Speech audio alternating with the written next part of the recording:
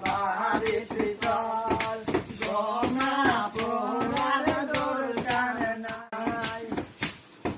চল দাদা বাড়িতে চল